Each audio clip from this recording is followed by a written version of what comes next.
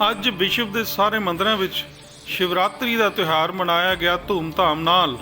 ਇਸ ਮੌਕੇ ਹਲਕਾ ਨਿਹਾਲ ਸਿੰਘ ਵਾਲਾ ਤੋਂ ਇੰਚਾਰਜ ਅਤੇ ਬੀਜੇਪੀ ਤੋਂ ਸੀਨੀਅਰ ਲੀਡਰ ਸਾਬਕਾ ਐਸਪੀ ਸਰਦਾਰ ਮੁਖਤਿਆਰ ਸਿੰਘ ਜੀ ਨੇ ਆਪਣੇ ਸਾਥੀਆਂ ਸਮੇਤ ਸ਼ਿਵ ਮੰਦਰ ਵਿੱਚ ਨਤਮਸਤਕ ਹੋ ਕੇ ਭਰੀ ਹਾਜ਼ਰੀ।